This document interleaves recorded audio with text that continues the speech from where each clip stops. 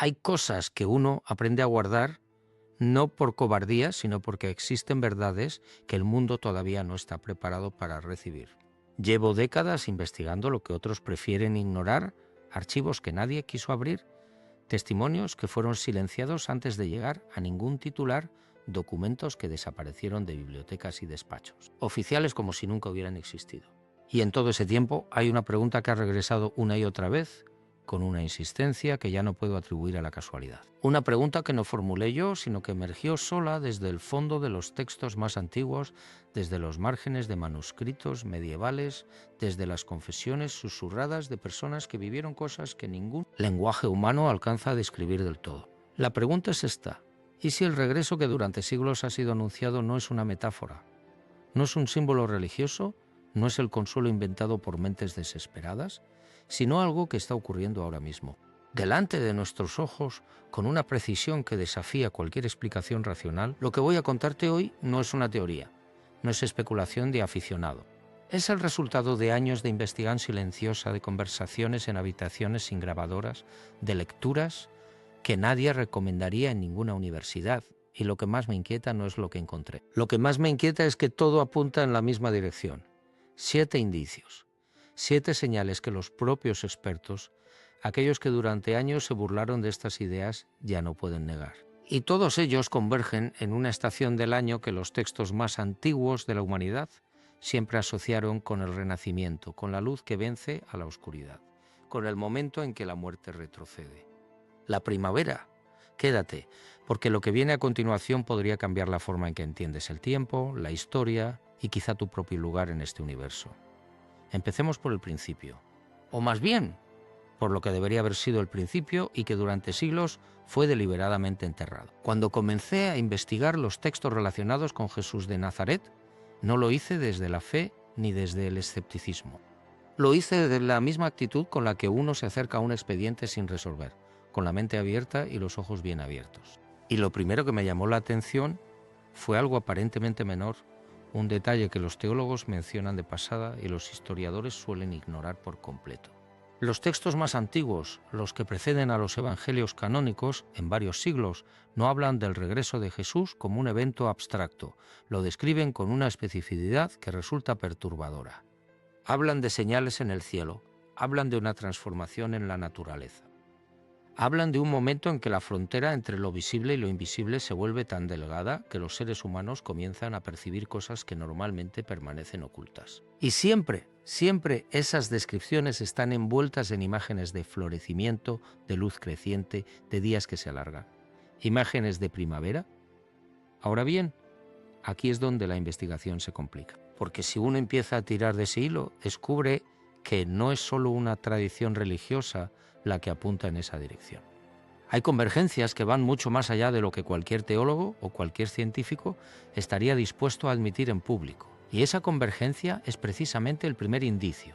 Déjame explicártelo con calma porque merece toda tu atención. Durante años, un grupo de investigadores independientes, algunos con formación académica rigurosa y otros que simplemente habían dedicado su vida a leer lo que nadie más leía, comenzaron a notar algo extraño: los registros astronómicos de la antigüedad.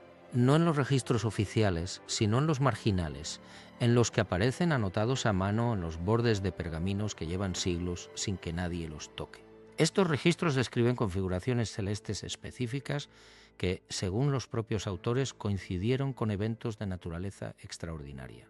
Eventos que ellos describían con el vocabulario de su tiempo, pero que al traducirse al lenguaje moderno resultan ser, sin ninguna duda, anomalías que hoy clasificaríamos como fenómenos no identificados. Luces en el cielo, objetos que se mueven sin seguir las leyes del movimiento natural, presencias que aparecen y desaparecen, y lo más inquietante de todo, estas anotaciones no son aisladas. Aparecen en manuscritos de culturas completamente distintas, separadas por miles de kilómetros y por siglos de historia, y sin embargo describen los mismos fenómenos con un paralelismo que resulta imposible atribuir a la coincidencia. Uno de esos investigadores, un hombre al que conocí en una conferencia en el sur de España hace ya más de 20 años, me mostró una traducción que había realizado de un fragmento arameo hallado en una colección privada. El propietario de esa colección jamás quiso que su nombre apareciera en ningún documento.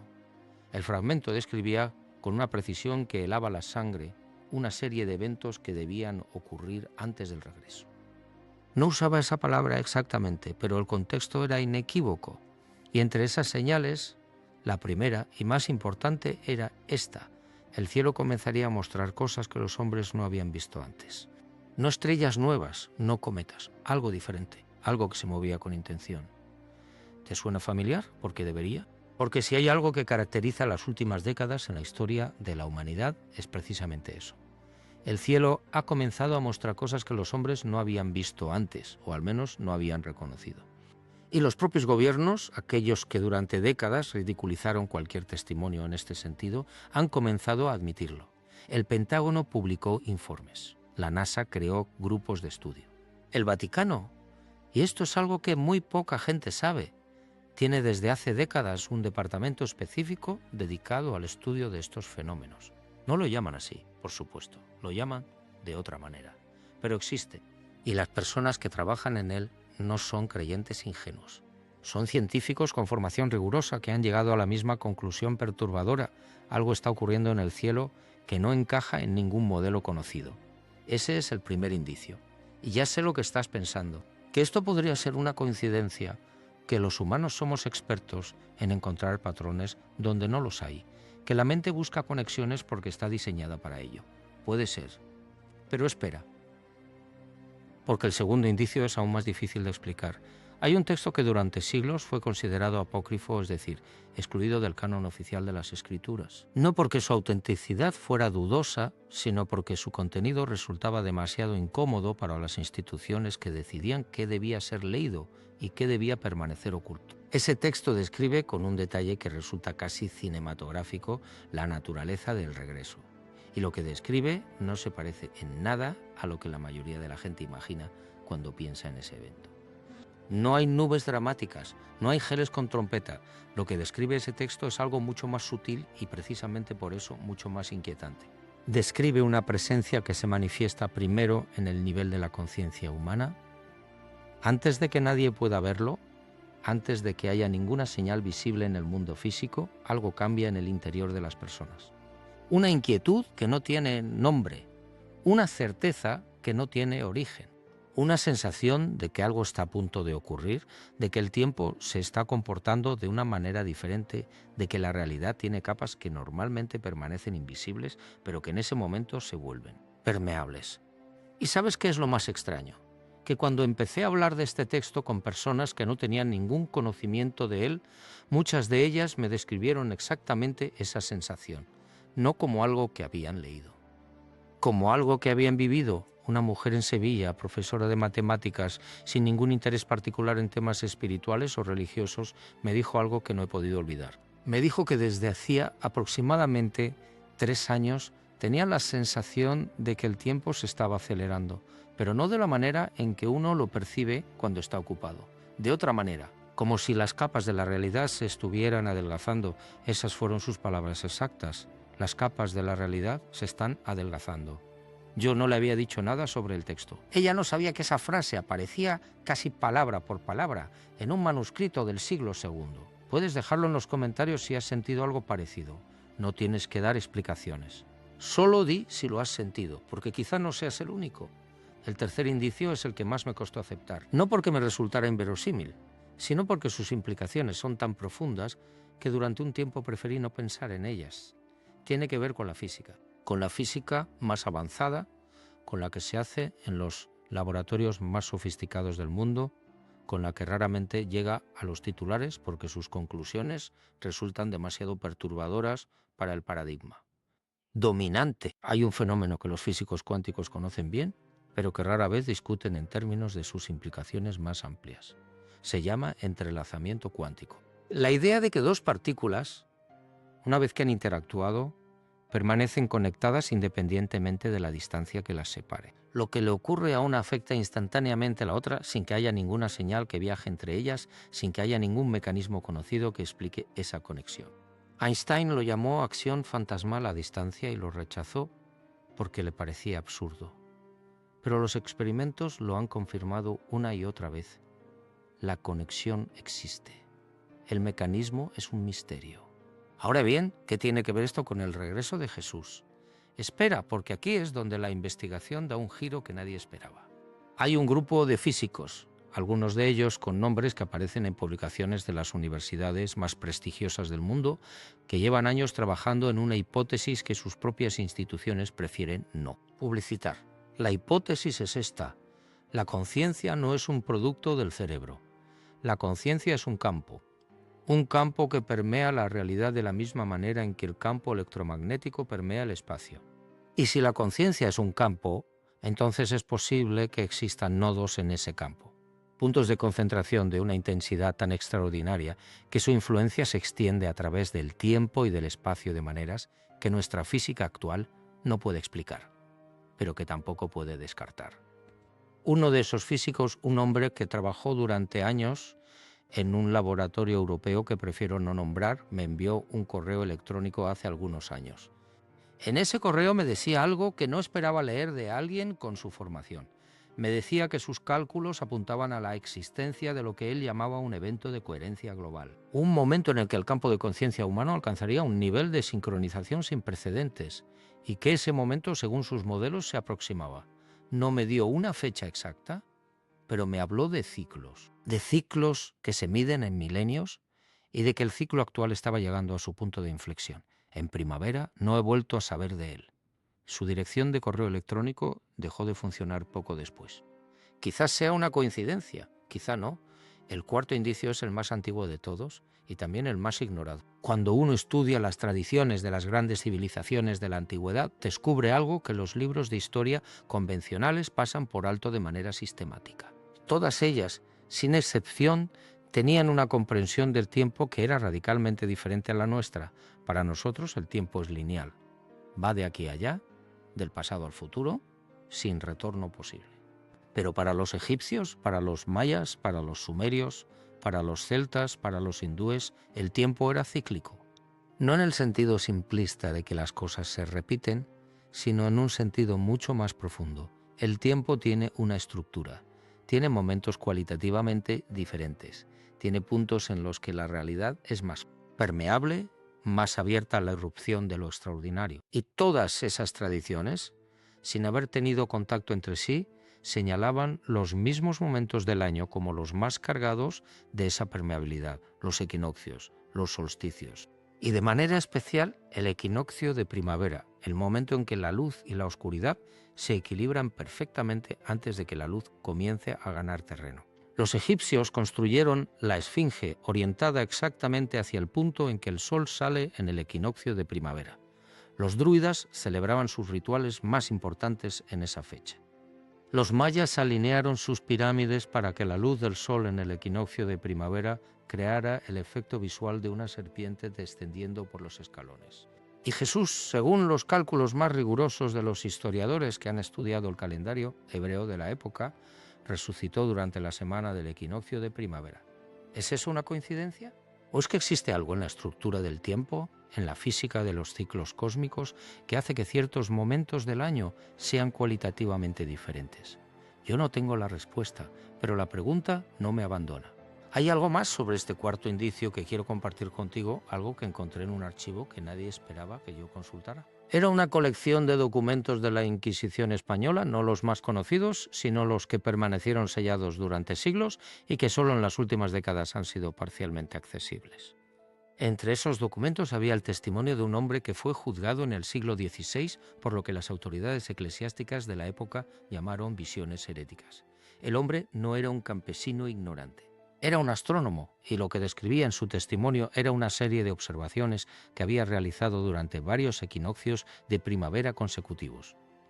Observaciones que él no podía explicar, luces en el cielo que no correspondían a ningún objeto astronómico conocido, cambios en el comportamiento de los animales, una sensación generalizada entre la población de que algo estaba a punto de ocurrir. Y una convicción personal que expresaba con una claridad que resulta escalofriante de que esos fenómenos eran señales de que la frontera entre los mundos se estaba volviendo más delgada.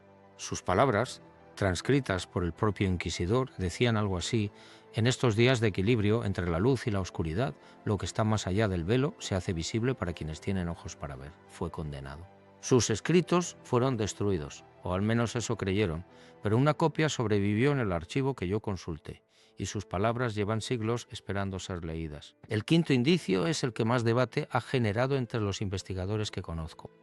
Y es el que más directamente conecta con los fenómenos que hoy en día están siendo estudiados por instituciones que hasta hace poco los negaban públicamente. Tiene que ver con los avistamientos.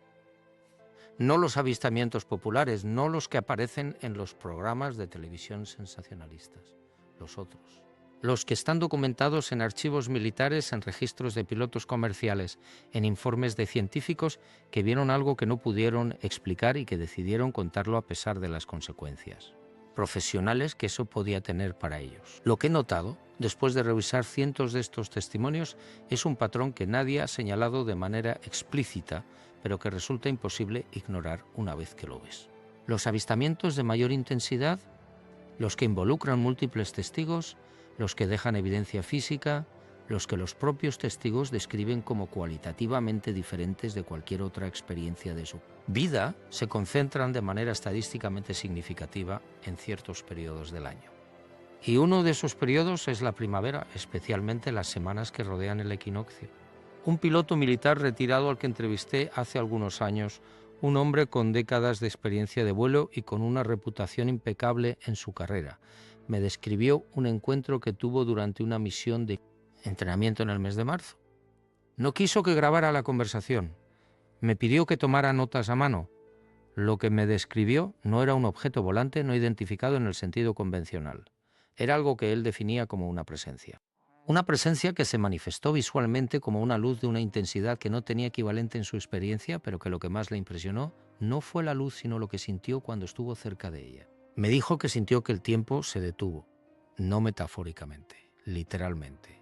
Que durante un periodo que sus instrumentos registraron como aproximadamente 4 minutos, él tuvo la experiencia subjetiva de que transcurría una cantidad de tiempo imposible de medir. Y que en ese tiempo, sin que pudiera explicar cómo, tuvo acceso a una comprensión de la realidad que luego no pudo articular con palabras, pero que describía como la certeza absoluta de que todo estaba conectado, de que nada era lo que parecía y de que algo de una importancia inconmensurable estaba a punto de ocurrir. Cuando le pregunté qué creía que era esa presencia, tardó un largo rato en responder. Y luego dijo algo que no esperaba. Dijo que no lo sabía con certeza, pero que si tuviera que elegir una palabra, elegiría la misma palabra que habría usado su abuela, una mujer profundamente religiosa que nunca subió a un avión en su vida.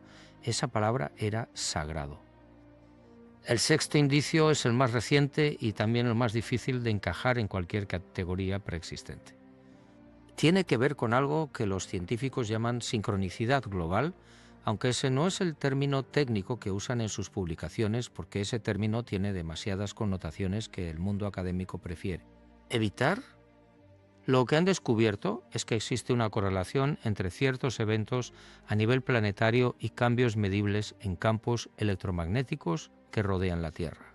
El campo de Schumann, la resonancia electromagnética de la cavidad entre la superficie terrestre y la ionosfera, ha mostrado en los últimos años fluctuaciones que no tienen explicación en los modelos físicos convencionales. Fluctuaciones que algunos investigadores han correlacionado con eventos de alta carga emocional a escala global. Como si la conciencia humana colectiva tuviera un efecto medible sobre el campo electromagnético del planeta. Esto no es especulación esotérica. Hay datos, hay mediciones, hay publicaciones, algunas de ellas en revistas, con revisión de pares que documentan estas correlaciones. Y lo que esos datos muestran es que en los últimos años, y especialmente en los periodos que rodean el equinoccio de primavera, esas fluctuaciones se han intensificado de una manera que los propios investigadores describen como sin precedentes en el periodo de medición disponible. ¿Qué significa esto? Honestamente, no lo sé. Nadie lo sabe con certeza, pero hay algo que resulta imposible ignorar. Si la conciencia humana colectiva tiene un efecto medible sobre el campo electromagnético del planeta y si ese campo está mostrando fluctuaciones sin precedentes en los periodos de primavera de los últimos años, entonces algo está ocurriendo en el nivel de la conciencia colectiva que no tiene equivalente en la historia reciente. Algo se está moviendo, algo se está preparando o algo se está acercando. Hay una investigadora una mujer que trabajó durante años en uno de los institutos más respetados del mundo en el estudio de la conciencia, que me dijo algo que no puedo quitarme de la cabeza. Me dijo que sus datos sugerían que la humanidad estaba experimentando lo que ella llamaba un umbral. No una crisis, no una catástrofe, sino un umbral, un punto de transición entre dos estados cualitativamente diferentes de organización de la conciencia colectiva, y que ese umbral, según sus modelos, se estaba acercando. Que los síntomas que ella observaba en los datos eran exactamente los que uno esperaría ver en el periodo inmediatamente anterior a una transición de ese tipo, una intensificación de los extremos, una polarización. Una sensación generalizada de que el tiempo se está comportando de manera diferente.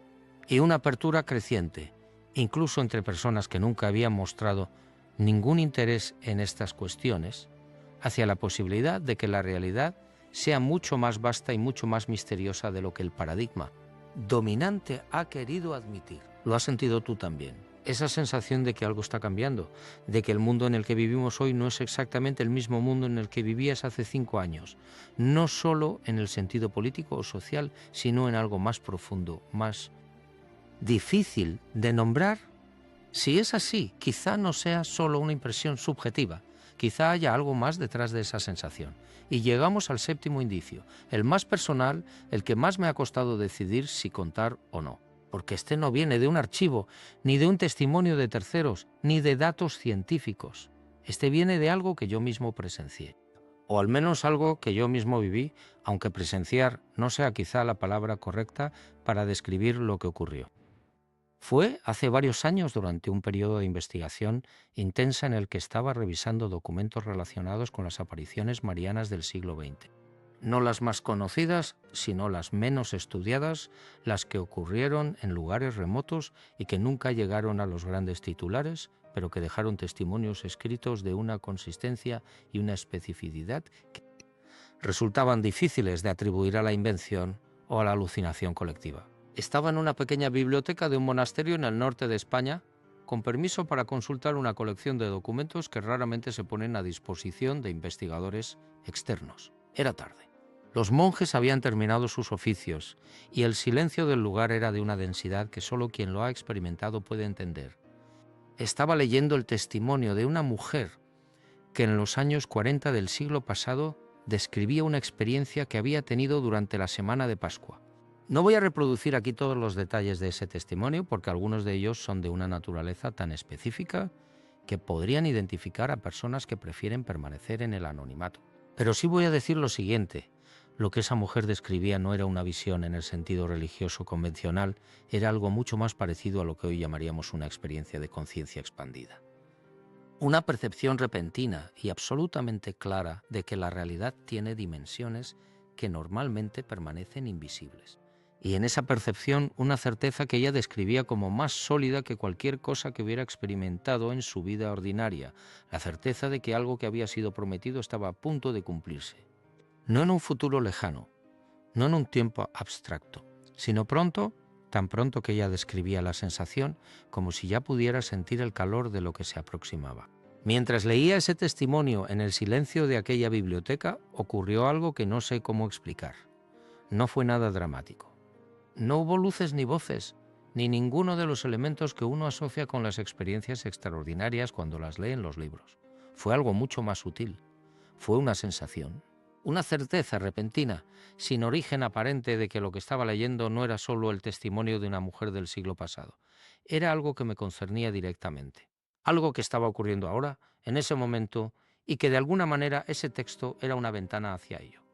La sensación duró apenas unos segundos, pero dejó una huella que todavía está ahí años después cada vez que pienso en ella. No sé qué fue eso. No tengo ninguna explicación que me satisfaga del todo, y precisamente por eso lo cuento. Porque las cosas que no tienen explicación son las que merecen ser contadas. Ahora bien, llegados a este punto, quiero que hagamos una pausa, porque creo que es importante no perder de vista la pregunta central. ¿Qué significa todo esto? ¿Qué significa que 7 indicios tan diferentes entre sí, procedentes de fuentes tan distintas, que van desde los archivos de la Inquisición hasta los datos de la física cuántica, desde los testimonios de pilotos militares hasta las mediciones del campo de Schumann, apunten todos en la misma dirección? ¿Qué significa que esa dirección sea siempre la primavera, siempre el equinoccio, siempre ese momento en que la luz y la oscuridad se equilibran antes de que la luz comience a ganar terreno. Podría decirte que todo esto es una coincidencia, que el cerebro humano está diseñado para encontrar patrones y que eso es exactamente lo que estamos haciendo.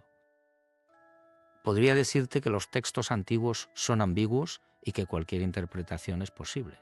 Podría decirte que las experiencias subjetivas no son evidencia de nada, y tendría razón en todo eso. Pero también tendría razón si te dijera que la historia de la ciencia está llena de momentos en que algo que parecía imposible resultó ser verdad, en que algo que el paradigma dominante rechazaba como absurdo resultó ser la clave de una comprensión más profunda de la realidad, en que las coincidencias que parecen demasiado perfectas para serlo a veces no lo son. ¿Y hay algo más? Algo que los 7 indicios tienen en común y que quiero señalar porque creo que es lo más importante de todo.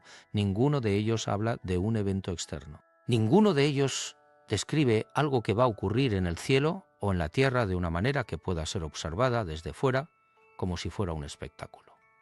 Lo que todos ellos describen, con vocabularios diferentes y desde perspectivas radicalmente distintas, es un cambio en la conciencia, una transformación en la manera en que los seres humanos perciben la realidad. Un umbral, como dijo la investigadora que mencioné antes, un punto de transición entre dos estados cualitativamente diferentes de ser. Y eso, si lo piensas con calma, es mucho más radical que cualquier evento externo. Porque un evento externo puede ser observado, analizado, debatido, negado.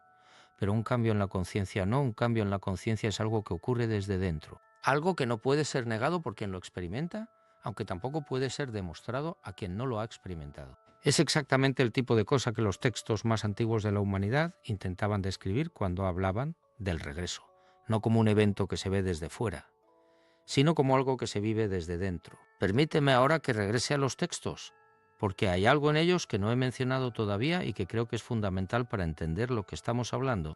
Cuando los evangelios describen la resurrección, hay un detalle que casi siempre pasa desapercibido.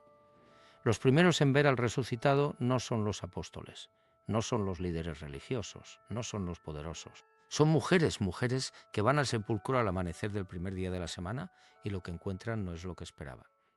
El sepulcro está vacío. Y lo que viene después no es una aparición triunfal ante las multitudes, son encuentros íntimos, personales, casi privados.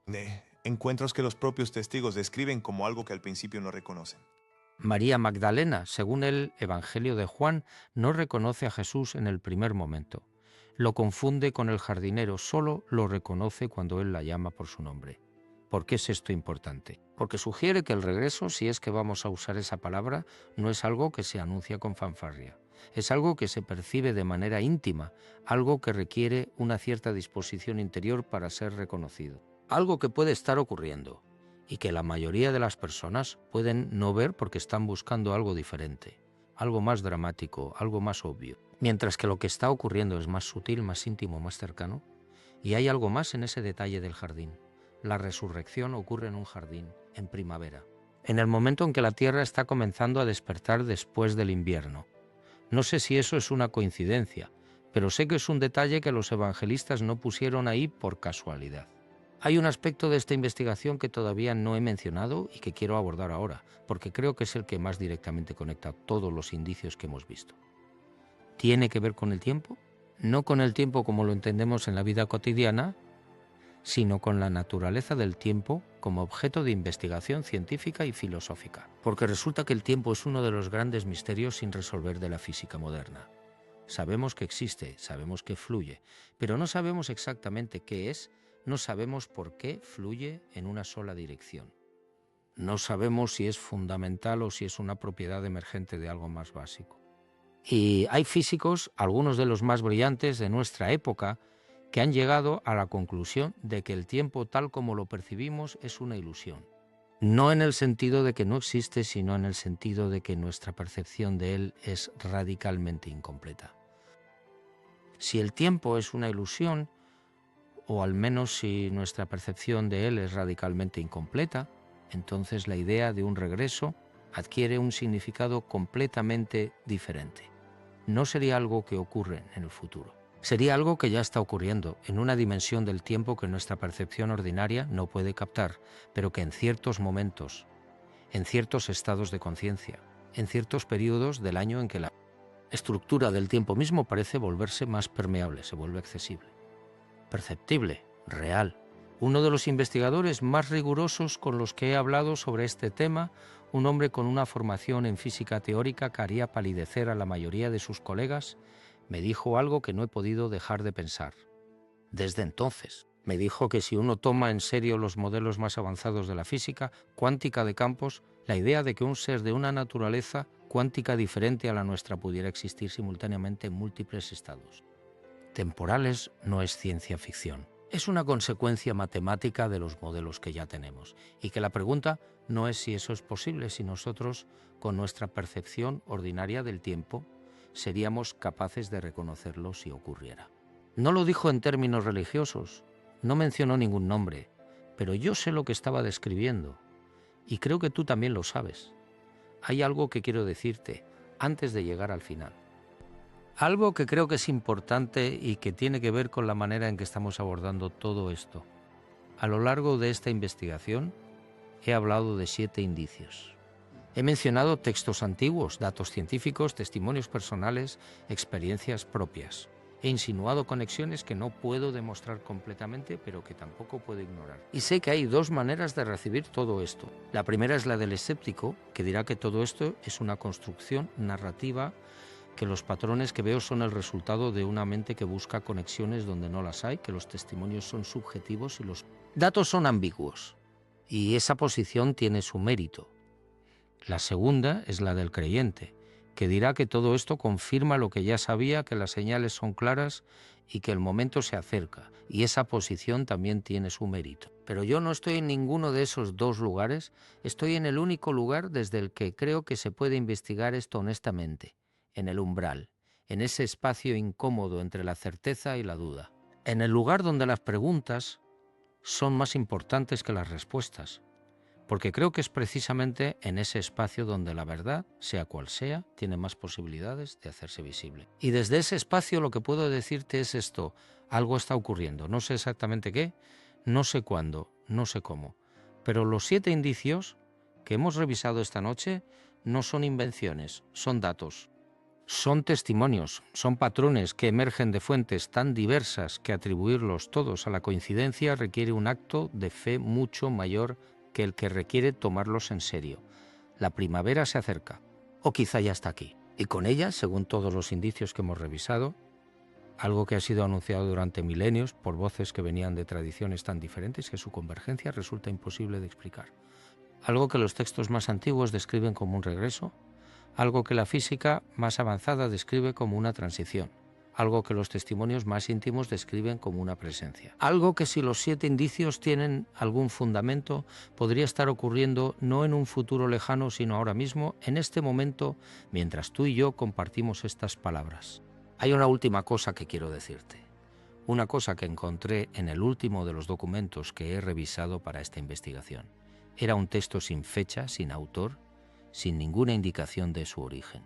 Apareció entre los papeles de un archivero que murió hace algunos años y que durante toda su vida se dedicó a preservar documentos que nadie más quería conservar. Su familia me lo entregó porque sabían que yo me dedicaba a investigar este tipo de cosas.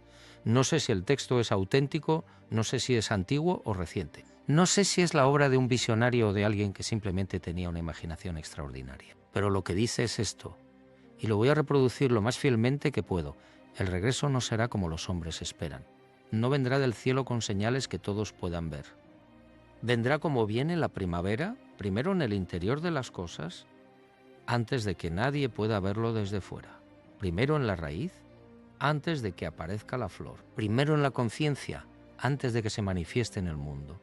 Y cuando los hombres lo vean, muchos dirán que siempre estuvo ahí, que nunca se fue, que lo que ocurrió no fue un regreso, sino un despertar. Un despertar de los que miraban pero no veían. No sé qué hacer con esas palabras, no sé si creerlas o descartarlas, pero sé que llevan semanas acompañándome, que las recuerdo en los momentos más inesperados.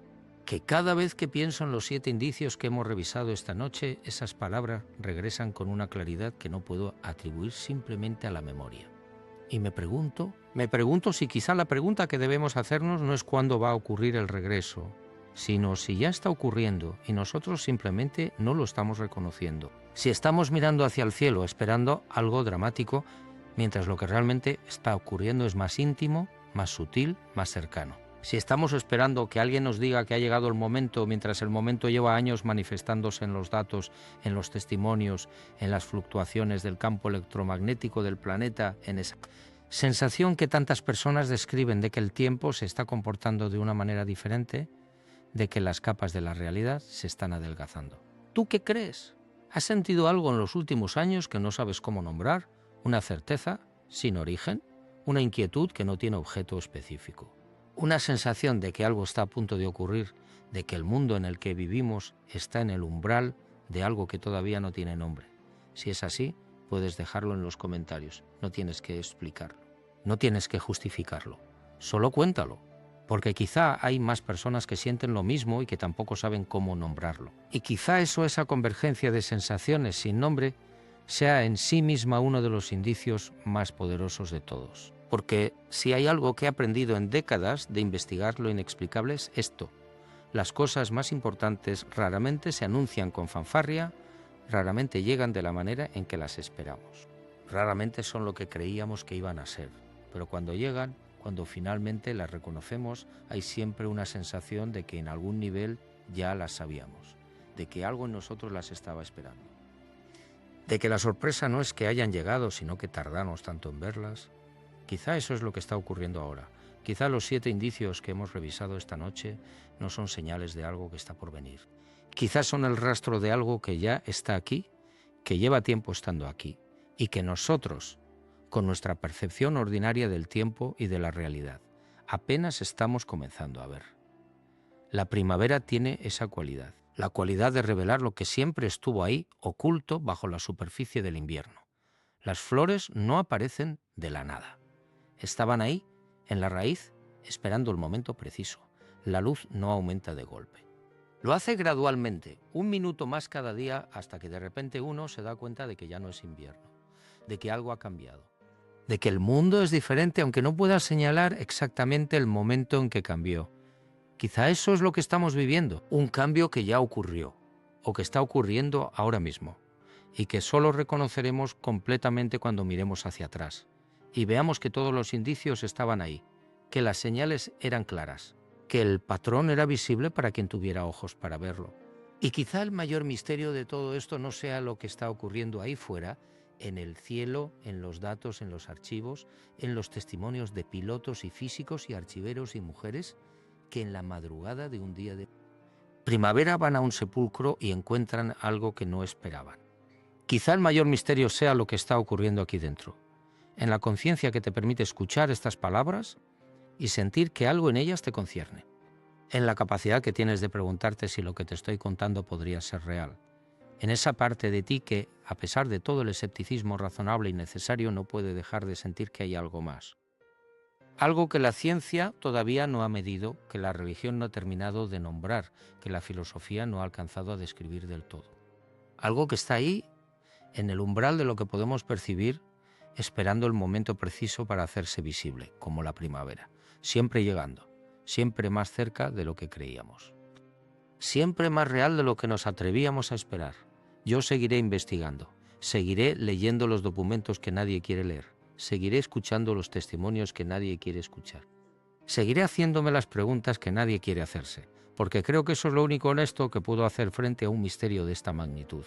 No pretender que tengo las respuestas, no pretender que sé exactamente qué está ocurriendo, pero tampoco pretender que no está ocurriendo nada, porque los 7 indicios que hemos revisado esta noche son reales, los datos son reales, los testimonios son reales, los textos son reales, y la convergencia entre todos ellos es demasiado precisa, demasiado consistente, demasiado insistente para ser ignorada. Algo se está acercando, o algo ya llegó y todavía no lo hemos reconocido del todo. Y sea cual sea la respuesta, creo que merece toda nuestra atención, toda nuestra honestidad y toda nuestra apertura a la posibilidad de que la realidad sea mucho más vasta, mucho más misteriosa y mucho más extraordinaria de lo que cualquier versión oficial de la historia ha querido admitir. Gracias por acompañarme hasta aquí. Gracias por quedarte con las preguntas. Gracias por no exigir respuestas que todavía no existen. Eso en sí mismo ya es una forma de sabiduría. Quizá la única forma de sabiduría que este misterio admite.